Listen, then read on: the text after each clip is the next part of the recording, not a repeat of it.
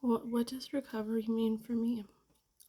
Like I said before, lots of times I am a survivor of the location called East Hastings, in Vancouver. I lived there for 13 months. I had to survive by some pretty extreme means, so I've seen some pretty traumatic things. Um, I was okay, like I lived in the long run. But I have to deal with a lot of trauma, right? So, I'm in active recovery now. I have 113 days of sobriety. Um, I treasure those. It's been a long time since I've been in the hundreds for days of sobriety, you know? Like, my next milestone is 6 months because I passed the 90-day mark. So, um, it's been a long time since I've been 6 months sober. To be honest, I can't remember. But for me, what does recovery look like?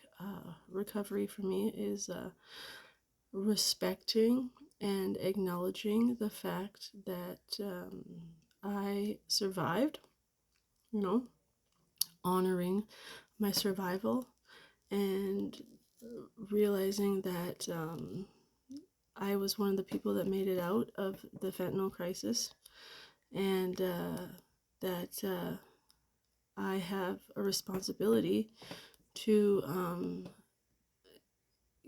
instill hope in people, to like help people understand that it doesn't matter how deep somebody is into their addiction, that if you show them love and tell them that you're waiting for them, don't enable, but tell them that you're waiting for them when they decide to get better, keeping your heart and your door open to their recovery, and with the knowledge of, like, you know, understanding that that might take a few times, you know, just being patient and like uh, standing your ground as well too, having boundaries, but you know, like, just like that helped me get out of like the situation that I was in. Having people like that, you know, recovery for me is you know, like I said, giving hope to those who are worried about the people that they love, knowing that it doesn't matter how extreme your situation is, people can recover.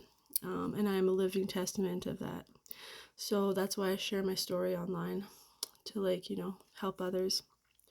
And I hope that we can build a community where others can gain hope, you know?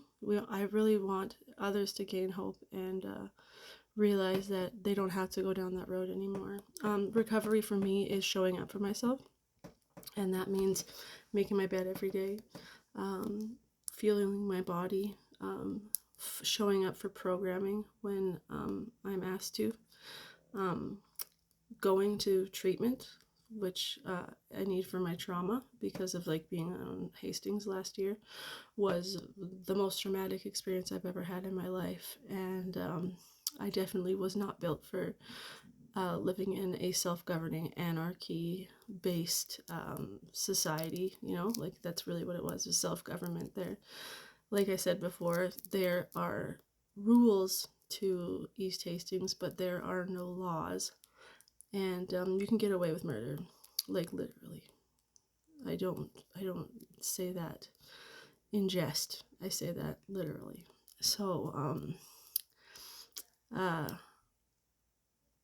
uh, what was I talking about? Yeah, recovery, showing up for myself, being involved, maintaining, because like a huge, like I said, the fifth step of change, like the stages of change, is maintenance, and that is the most important one. So to maintain my recovery, staying involved, doing service work, like service work is a really huge part of my recovery, like helping others when they need it, sharing knowledge, like my wisdom of the places that the experiences that I've gone through, being available for people whenever they ask, you know, like showing up, like that's huge. Showing up is huge.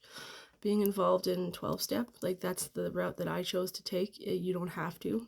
there's other programs like Recovery Dharma, which is like Buddhist based. There is Wellbriety, which is like 12-step, but it also has like the cultural and spiritual aspects of like First Nations.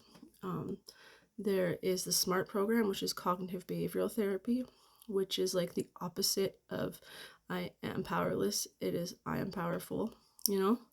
And for me, 12-step was what I needed to maintain, because I have a progressive and fatal illness that will span an entire life, and I have to do something about that forever, or else I fear falling back into like relapse, and I don't ever want to do that again, because like it gets bad, like especially if you're a fentanyl addict like I was.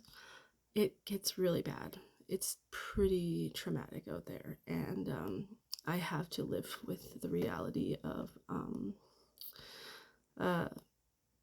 seeing the things that I have, and I don't ever want to go back there, that's for sure.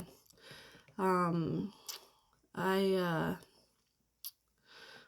sorry, like for me, recovery is learning new ways to deal with my trauma and to deal with the emotions, because a huge part of recovery is